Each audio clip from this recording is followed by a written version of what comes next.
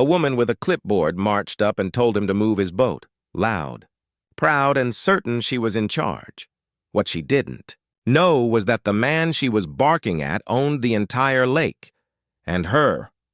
Fishing club's days were numbered. It was a little past 7 a.m. when Clarence Rucker backed his truck into the gravel lot at Mayfield Lake, just outside of Springfield, Missouri. The sun hadn't fully crested the tree line yet, and the water was still glassy, untouched. Clarence, 47, had been looking forward to this for weeks. He'd spent most of the previous night prepping his old, polished aluminum fishing boat for this very morning. Quiet, peaceful, just him, a thermos of hot coffee, and the lake his father used to bring him to as a kid. He was just beginning to unhitch the trailer when he heard the rapid crunch of footsteps. Turning around, he saw her. Mid-50s, short blonde hair, sunglasses already perched on her head despite the low sun.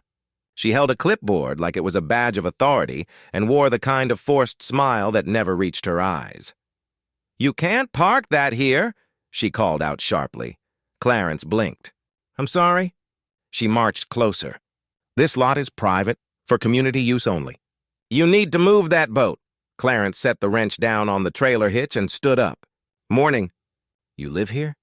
"I'm on the HOA board," she said, emphasizing it like it meant more than it did. "And you're not on the list of permitted lake users. The lake's restricted to the Mayfield Hills Fishing Club. You're trespassing." He looked past her, scanning the lake's edge. Nobody else was there, just him. "Didn't see a sign," he said. "There's one posted near the pavilion," she said flatly. "You must have missed it." Clarence gave a small nod. "I've fished here plenty of times, never had a problem." "Well, you've got one now," she snapped, tapping her pen against the clipboard. "Either you move your boat, or I call this in." Clarence took a breath, trying to keep his tone level. "What's your name?" "Teresa Holcomb," she said, standing taller, like she expected the name to mean something to him. "And yours?" "Clarence Rucker," she scribbled something. "That boat registered to you?" "It is." "Well, Clarence," she said, voice dripping with condescension, "I'm sure you're just unaware of the rules, but you can't just show up and dump your boat wherever you like. We've had issues before, people leaving trash, breaking things.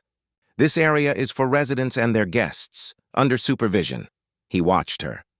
There was something about the way she said people that rubbed him wrong. He didn't say it out loud, but he felt it. The way she looked at him, like she'd already decided who he was and what he represented. "I'm not breaking anything," he said. "Just trying to enjoy the water."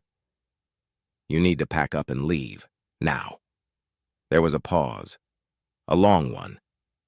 Clarence looked down at the gravel, then back at the lake. He turned to her. "You sure you want to push this?" She blinked. "Excuse me?" "You might want to double-check your information," he said evenly. "I think you're mistaken about who owns this lake." Teresa actually laughed, sharp and shrill. "Is that supposed to intimidate me? Do you know how long I've lived here?" Clarence didn't flinch. "Do you know who purchased this lake 3 years ago? Who maintains it, pays taxes on it, signed off on your fishing club's access in the first place?" For a second, her face shifted, small, just a flicker of uncertainty. But it vanished just as fast. "You're bluffing," she said. Clarence walked back to his trailer and clipped the line back onto the boat. "All right. You do what you have to do." "I will," she said. "You'll be hearing from the board." But Clarence wasn't bluffing, and Teresa had just started a fight she wasn't ready for. By 9 toss, Clarence was already on the water, drifting near the reeds at the lake's eastern edge.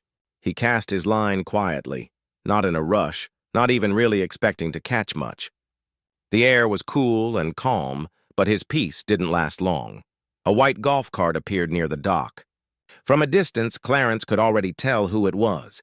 Same posture, same quick movements. Teresa Holcomb. But this time she wasn't alone. A man in a windbreaker with a radio clipped to his belt sat beside her, likely one of the HOA's contracted security guys. They stopped at the edge of the dock. Teresa planted her feet wide like she was commanding a courtroom. "Clarence Rucker!" she shouted across the water. "This is your final warning!" Clarence reeled in his line slowly, turned his chair, and waved. Morning again, Teresa. I've contacted the sheriff's office. You're in violation of HOA regulations. You are to leave the premises immediately. The man beside her looked uncertain. He leaned toward her, whispered something, but she shook her head, cutting him off. Clarence stayed seated, calm, hands folded in his lap. That man with you, he got a badge? Or just a walkie? Teresa stiffened. You don't need to worry about that. Well, Clarence called out, if you're going to accuse someone of trespassing on private land, you might want to make sure you're not the one trespassing first. The security guard, young, probably mid-20s, finally stepped forward. Sir, can I ask what your business is on the lake? Clarence nodded. You can ask. I'm fishing. Are you a resident of Mayfield Hills? No. Then I'm going to have to ask you to come ashore. Clarence pulled his tackle box closer, not getting up. You ever hear of Crescent Holdings? The young man paused. Can't say I have. Figures, Clarence said. They're a private trust. They bought this land and the lake 3 years ago. It's owned and managed by them, and I'm the sole trustee, Teresa scoffed. What, you expect us to believe that? Clarence smiled. Don't really care what you believe. The paperwork's filed with the Greene County Recorder's Office, all public record. You can look it up right now. The security guy looked at Teresa, then back at Clarence. Do you have identification on you? In the truck? I'll need to see it. Clarence didn't move. I'll show it to a deputy when they get here. That's who you called, right? The guard shifted uncomfortably. Teresa, on the other hand, doubled down. This lake has been part of our community for decades, she snapped. Just because some shell company buys the land doesn't mean you can roll in here, act like you own it, and disrupt our peace. Ma'am, Clarence said with a steady tone, I didn't disrupt anything. You came to me. Her face flushed. You know what? Fine. Let's let the sheriff sort it out. But don't expect sympathy when they show up. Clarence leaned back in his chair, casting another line. Not looking for sympathy, just some peace and quiet. But Teresa couldn't let it go, because this wasn't just about a boat. It was about control, and she was starting to lose hers. By the time Clarence packed up his gear and drove home that afternoon, the sun was beating down hard, and the silence in his truck was a welcome relief. The old leather seats creaked under his weight as he sank back, exhaling slowly, letting the quiet settle. He wasn't angry yet, but something in him stirred. Not bitterness, not resentment, just a quiet, rising reminder of what this lake meant and why he was there. His house sat about 10 minutes away, tucked just off a rural stretch of County Road 102. Nothing fancy. Modest, single-story, pale green with fading white trim. The kind of house built more for living than for showing off. His dog, Jasper, barked once from the porch as Clarence pulled in. Clarence waved and gave a faint smile, but he didn't linger outside. Inside, he kicked off his boots, tossed his keys onto the hook, and grabbed a framed photo off the shelf near the front door. It was old, faded edges, a soft crease running down the middle. His father stood barefoot by the lake, holding a fish up with both hands, grinning like he'd just won the lottery. Clarence was no older than 10 in that photo, smiling up at him with grass-stained jeans and crooked teeth. Dad, he muttered under his breath. You'd have handled her a lot better than I did. He poured himself a glass of iced tea and sat at the kitchen table. For a while, he didn't move. He just sat there, thinking about the look on Teresa's face. The absolute certainty in her voice. The way she wrote his name down like he was some trespasser with bad intentions. She didn't care who he was. She didn't ask. She just assumed.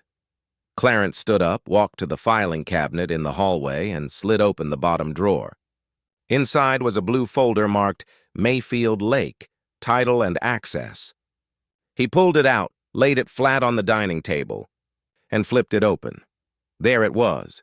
Deed transfer from the previous landowners. Signatures from Crescent Holdings, his name as trustee, and the signed agreement between the HOA and the holding company granting conditional use of the lake to the community's fishing club. It was renewable annually, but subject to review, and no renewal had been filed in the last 10 months. He chuckled dryly. Guess they forgot who they were dealing with. The lake wasn't public, never had been. The old owners had allowed the neighborhood access out of generosity. Clarence's father, before his death, had helped build that understanding. He believed people should be able to share in nature, as long as they respected it. But after Clarence inherited the trust, the same people who once shook his father's hand had become quiet, distant, a few waves here and there, no real effort to get to know him, except Teresa, of course.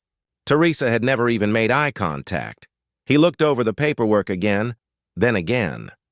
There were no technicalities, no loopholes. The access was a courtesy, not a right, and he had every legal standing to revoke it if necessary.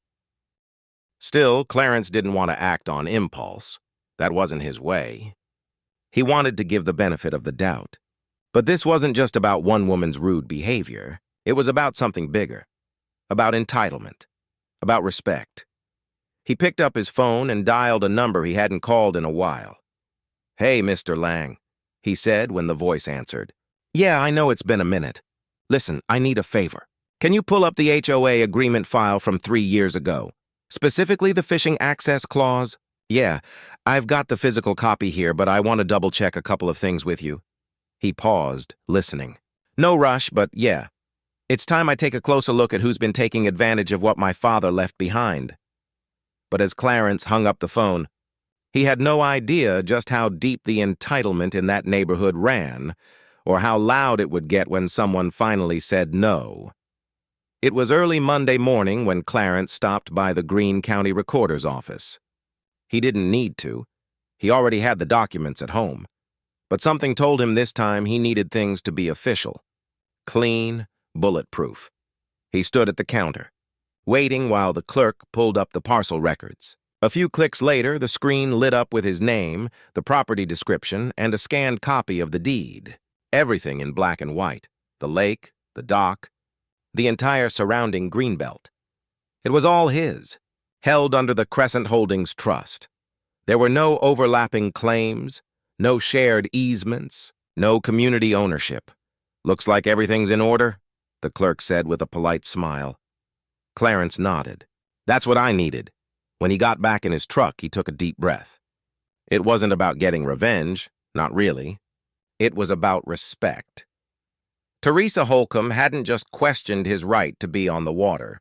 She'd looked him in the eye and decided he didn't belong. And no matter how calm he'd stayed, her tone had made one thing crystal clear. This wasn't about rules. This was about power. Back at home, Clarence opened his laptop and pulled up a blank document.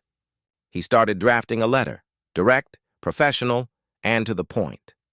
It was addressed to the Mayfield Hills Homeowners Association and its board members. He cited the terms of the original access agreement, emphasized that no renewal request had been submitted for the current year, and stated that, effective immediately, public access to the lake through HOA or club channels would be suspended until further notice. No angry language, no threats, just a clear revocation of access, backed by documentation. He attached scanned copies of the original contract, the deed, and a notarized statement of his trustee status. By the time he was done, the message was airtight. He hit print, slid the letter and supporting documents into a thick envelope, and drove it down to the HOA office himself. It was a beige, single-story building tucked behind the subdivision's main gates. The parking lot was empty except for 2 cars. He walked in and handed the envelope to the receptionist without a word. "Do you want a receipt?" she asked, clearly caught off guard. Clarence looked her in the eye. "Just make sure Teresa gets it." That evening back home, he sat out on the porch with Jasper at his feet. The sun was setting across the tops of the trees, casting golden light across the lawn. For the first time in days, Clarence felt a flicker of peace, until his phone rang.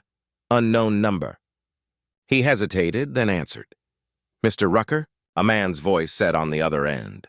"This is Ron Castile. I'm the acting president of the Mayfield Hills HOA board.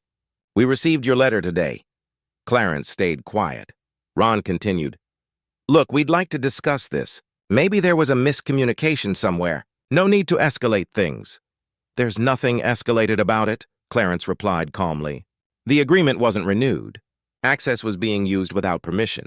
I've simply brought it back in line with the terms. I understand, Ron said quickly, but revoking access completely might not sit well with some of the residents. We've had use of that lake for years, and I haven't interfered, Clarence said. But after the way your board member approached me on Saturday, I think it's best we take a pause. There was a pause on the line. Well, Ron said, would you be open to meeting? Maybe find a compromise. Clarence took a long sip of water before responding. Let's see how folks handle a little. Humility first, he hung up without waiting for a reply, but the letter had only just landed, and Clarence had no idea the ripple it would cause behind those gates.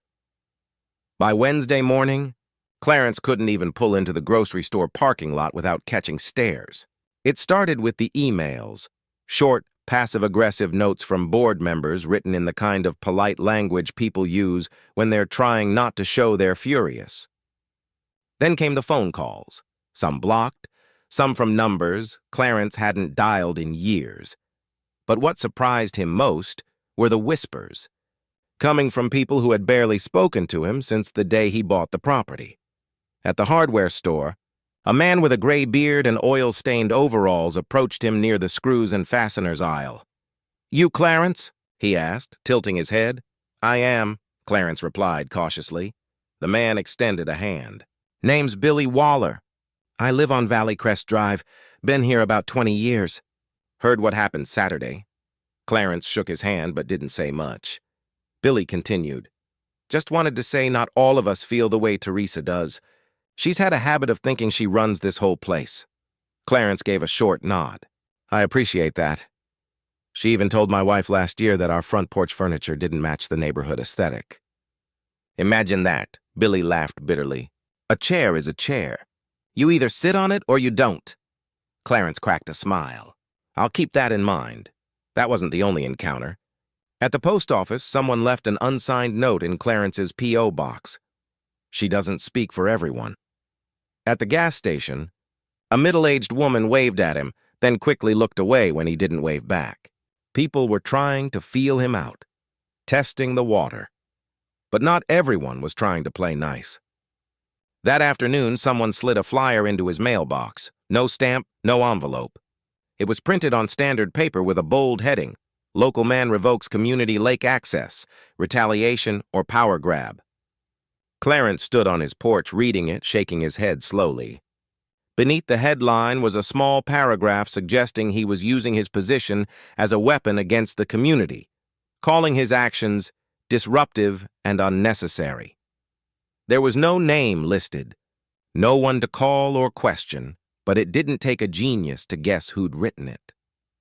Later that evening, Clarence walked Jasper down the gravel path that led to the lake. He passed a couple standing near the waterline. They didn't speak, just watched him as he walked by. Their fishing poles rested against the rocks. When he got back home, Clarence sat on his porch and watched the sunset again. He wasn't looking for a fight. He hadn't started one. But it was clear the neighborhood didn't take kindly to the reminder that access was a privilege, not a guarantee. The next morning, he got another call, this time from a young woman named Andrea Preston. She lived on Lilac Bend Lane and said she was new to the HOA board, recently voted in after a string of resignations. "I just want to apologize," she said. "I wasn't there Saturday, but I heard about it. Teresa doesn't speak for everyone, and frankly, some of us are embarrassed." Clarence kept his voice calm. "That's good to know." "There's talk of calling an emergency board meeting," Andrea continued. "Some want to reverse your decision. Others think we should formally reach out and negotiate a new agreement." "I'm not interested in negotiating," Clarence replied. "I'm interested in respect." Andrea hesitated. "Understood." But Clarence knew better than to think this would end with polite phone calls. Some folks weren't going to let go without a scene, and that scene was coming fast. By Friday morning, the HOA office was buzzing, not in the cheerful sense, but with tension thick enough to taste. Clarence's letter had made its rounds. Copies were passed hand to hand at backyard BBQs, forwarded through email chains, whispered about on neighborhood walks. Every member of the fishing club had read it by now. and nobody had anything neutral to say.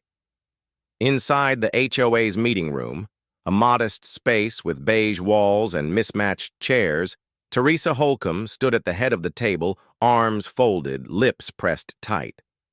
She hadn't spoken yet, not officially, but everyone knew she was fuming. Ron Castile sat beside her, rubbing the bridge of his nose. "We all read the letter," he said finally, his voice low and tired. "And whether we like it or not, Clarence is within his rights." One of the older members, Don Keeling, shifted in his seat. "So what? We just let him lock us out of the lake like we're trespassers?" Teresa's eyes narrowed. "He wants to make a point. That much is clear." "No," Andrea Preston said from the other end of the table. "He wants respect. And after what happened last weekend, I don't think he's out of line." Teresa turned toward her, sharp. "Are you taking his side?" "I'm not taking sides," Andrea said without flinching. "I'm looking at the facts. The agreement expired. We didn't renew it. That's on us." "But this affects the whole community," Teresa snapped. "That lake has been part of Mayfield Hills for decades. Families fish there. Kids swim there in the summer. He can't just cut everyone off because he got his feelings hurt." Ron glanced toward her. "This didn't start because of feelings. It started because you accused the man of trespassing on land he owns." For a moment, the room went quiet.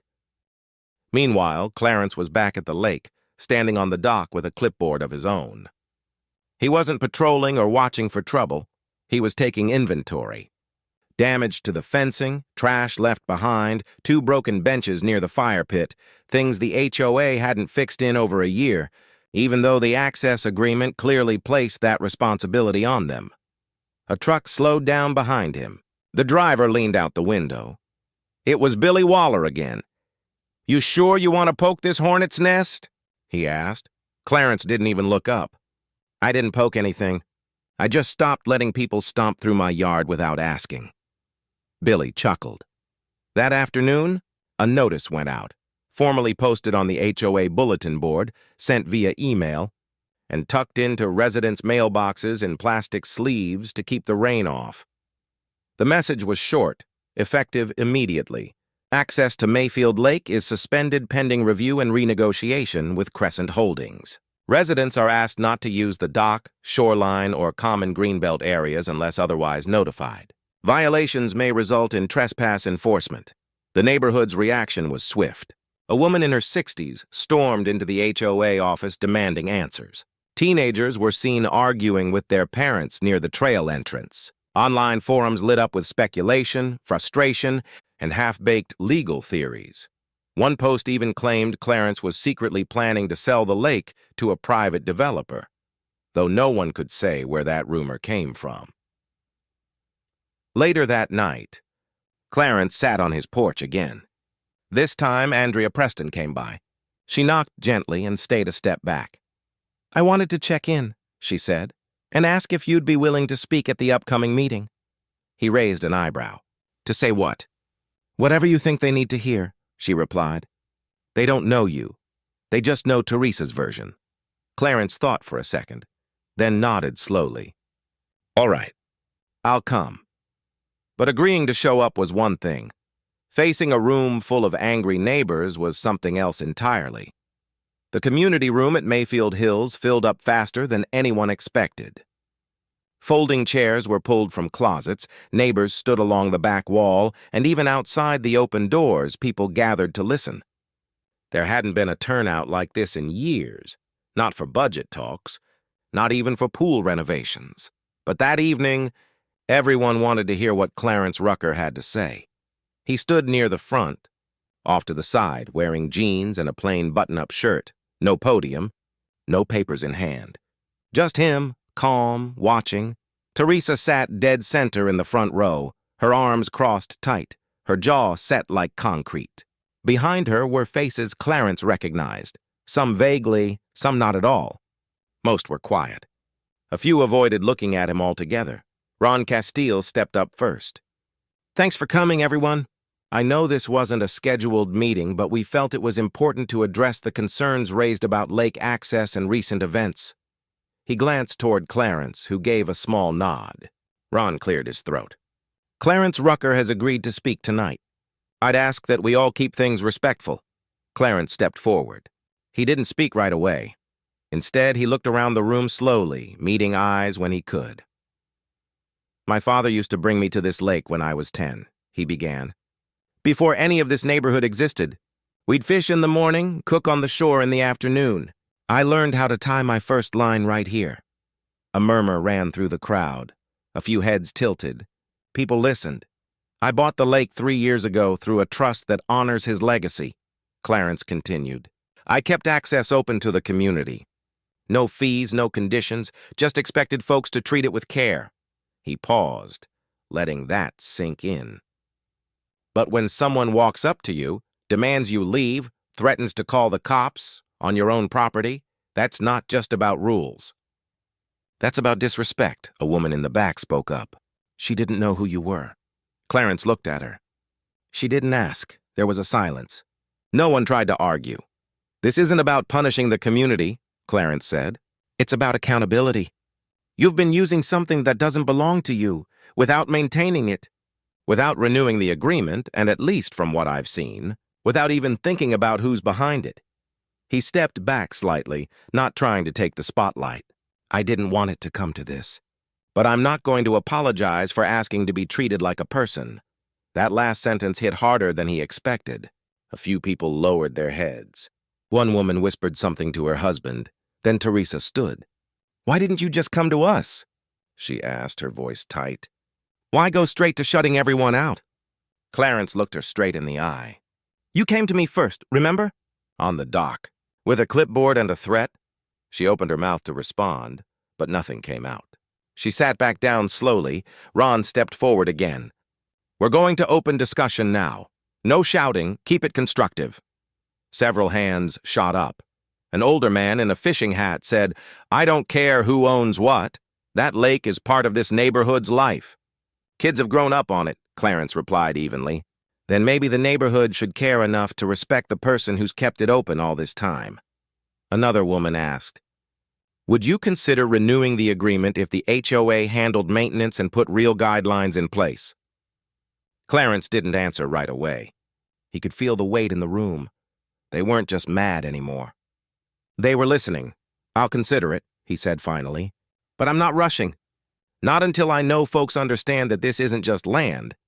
It's personal. Even as the meeting wound down, Clarence knew one thing. Respect couldn't be demanded. It had to be earned. And that night, for the first time, he made them all think about how little they'd offered. The following days were strangely quiet. No more flyers in Clarence's mailbox. No anonymous calls. No teenagers fishing behind the reeds without permission. The same lake, that had stirred up so much noise just a week ago now, reflected only trees and sky. Clarence didn't expect an apology from Teresa Holcomb, and he didn't get one. But she stepped back. No more accusations. No more standoffs. Word had it she'd resigned from the HOA board to focus on personal matters, though everyone knew why. On Saturday morning, Clarence returned to the dock with a toolbox and a bucket of paint. Jasper trotted beside him, tail wagging. The benches were still busted, the fencing still loose, but he wasn't bitter about it. He wanted to fix it, not for the neighborhood, but for himself. For his father. Midway through replacing a rotted wooden plank, he heard footsteps behind him. Need a hand? He turned. Andrea Preston stood there in jeans and sneakers, sleeves rolled up. She held a bag of screws and a cordless drill. Clarence nodded toward the bench. You know how to work that thing? I do, she grinned. You wouldn't believe how much HOA paperwork I fixed with this drill last year. He let out a low laugh and motioned to the broken bench. Be my guest. They worked quietly for a while. Andrea didn't fill the silence with small talk, which Clarence appreciated. After about 20 minutes, she finally spoke. You know, there's a lot of people in the neighborhood who want to make things right. Clarence didn't look up. Takes more than good intentions. I know, she said. That's why I've been talking to the new board. We're drafting a revised agreement. One that includes maintenance, cleanup schedules, and a rotating committee for oversight. He paused, then looked at her.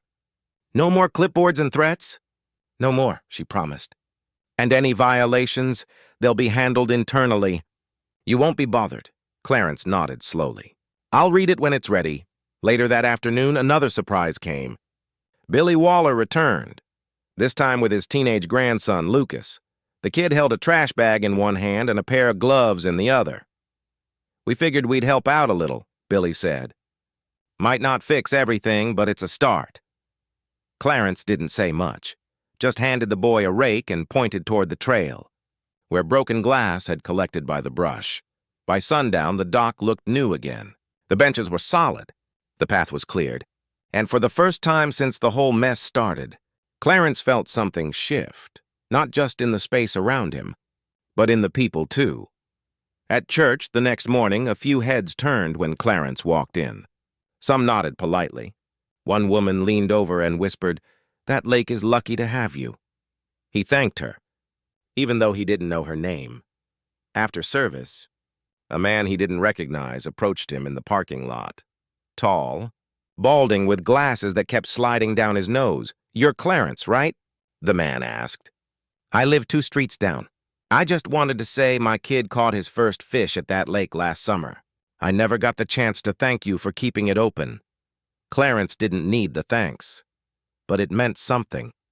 Not just because it was sincere, but because it came without being forced. That night, as he walked Jasper along the trail, he thought back to his father again. The smell of fresh-cut grass, the sound of a reel spinning, the stillness of early morning water. His father used to say people don't always know the value of something until it's nearly gone. He understood that now, more than ever. But Clarence also realized something deeper. Respect isn't handed out in letters or meetings. It's earned, plank by plank, person by person, choice by choice. A week later, Clarence stood alone at the edge of Mayfield Lake. The air was cool, the water still, and the sunrise painted long streaks of orange across the surface. He hadn't brought his fishing rod this time. He didn't need it. He just stood quietly listening, not to the birds or the breeze, but to the absence of noise. No shouting, no conflict, just stillness. In a plastic folder under his arm was the revised access agreement. Andrea and the new board had worked hard on it. This time there were clear terms, scheduled maintenance days, a 3-strike rule for littering, a mandatory renewal every 12 months, no automatic carryovers, no assumptions. Most importantly, every member of the HOA fishing club would now have to take a short orientation before being allowed to use the lake. Nothing fancy, just a reminder of the lake's history, of who owned it and what it stood for. Clarence didn't do it for control. He didn't even do it for the apology that never came. He did it because letting people walk all over something precious doesn't just damage the place. It changes how you see yourself. And Clarence wasn't about to let one woman's entitlement rewrite a legacy built over decades. Later that day, he returned to the neighborhood clubhouse, where the new board waited for his signature. A few familiar faces were there, some friendly, some unsure, but none hostile. As Clarence signed the last page of the agreement, Andrea leaned in. "We're going to do better," she said. Clarence nodded. "I'll hold you to that." On the way out, he passed a small group of teenagers gathered near the bulletin board. They went quiet when they saw him, unsure of what to say. Then one of them, a lanky boy with a fishing hat too big for his head, stepped forward. "Mr. Rucker?" Clarence paused. "Yeah?" "My dad told me you fixed the dock. Said I should thank you." Clarence gave a small smile. "Just take care of it." "We will," the boy said quickly. "Promise." Walking back to his truck, Clarence felt something ease in his chest, the kind of peace that doesn't come from winning, but from being understood, even if only a little. He thought again about that Saturday morning, about Teresa storming up with her clipboard, about how quickly she made up her mind about him. He hadn't yelled, hadn't pushed back with fire. He let the truth and the law speak for themselves, and in the end, that was enough. The lake had taught him that sometimes the best way to earn respect isn't to demand it. It's to walk with it, quietly, firmly, and let others catch up. And maybe, just maybe by standing still, you make enough noise for change. If you've ever been in a situation where someone underestimated you, where you were dismissed before anyone asked your name, remember this. Silence doesn't mean weakness, and standing your ground with dignity speaks louder than any argument. If this story moved you, subscribe to the channel. There's more where this came from. Real stories, human stories, lessons worth remembering.